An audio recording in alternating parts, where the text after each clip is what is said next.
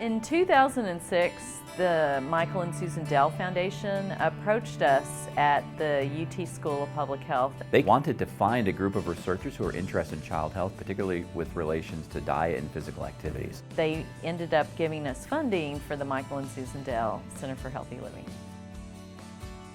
We started off with 18 students in 2008, and now really only 8 years later we're up to 180 graduate students, both master's and PhD students, doctoral students. It feels great to work with Michael and Susan Dell Center for Healthy Living because we all stay close as a family. I think the work we do is fun and rewarding as it is, but when you're doing that work with your peers and those that you choose to spend time with outside of work, that just makes coming to work and doing the work in the community that much better.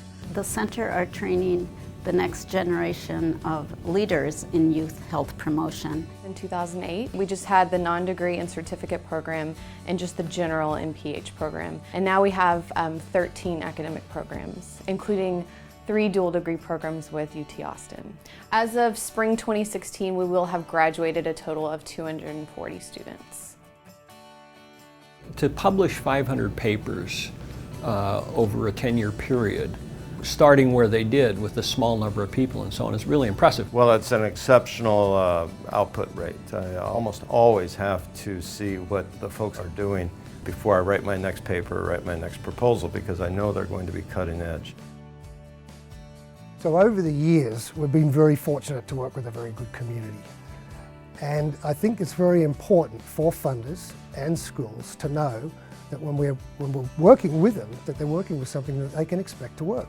The center is focused on action. The center is focused on active development of interventions and changing communities for improving health.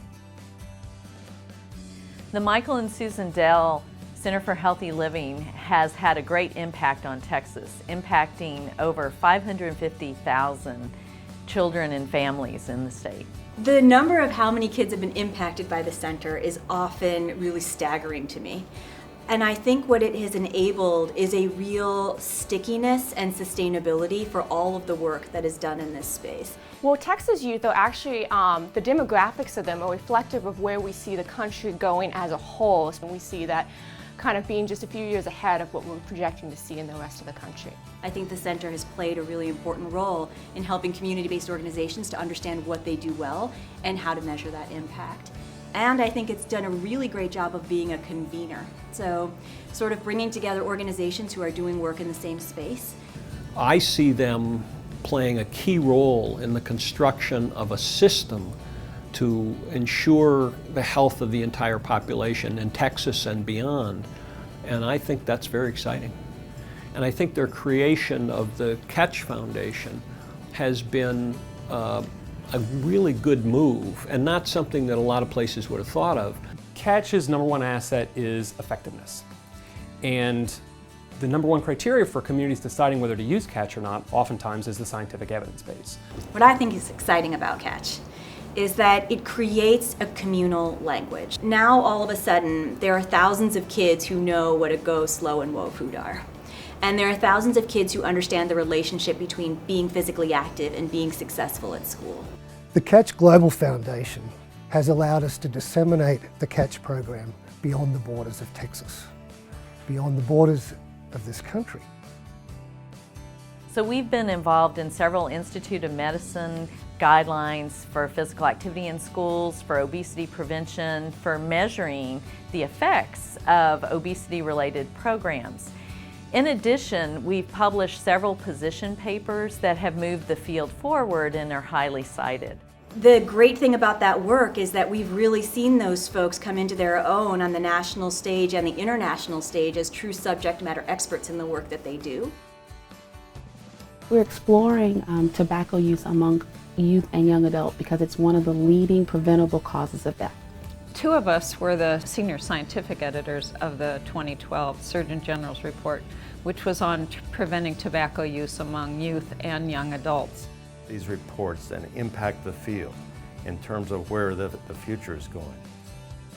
People don't do things for awards, but it's sure nice when your work is recognized. Catch received an award from Active Living Research about translating research to practice and policy. It was a very proud moment for the program when Dr. Kilder received an award for Catch for its influence in changing systems, and that was given by the director of the CDC.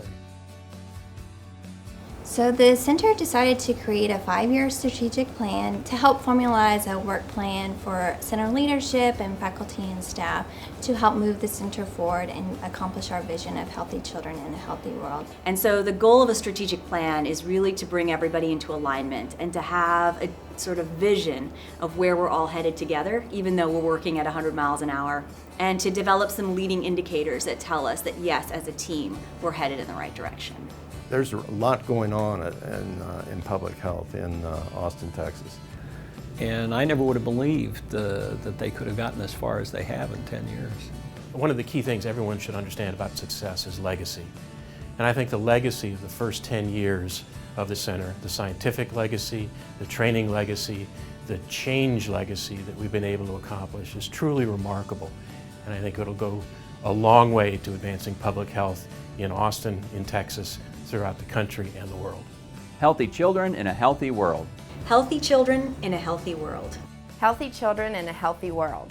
Healthy children in a healthy world.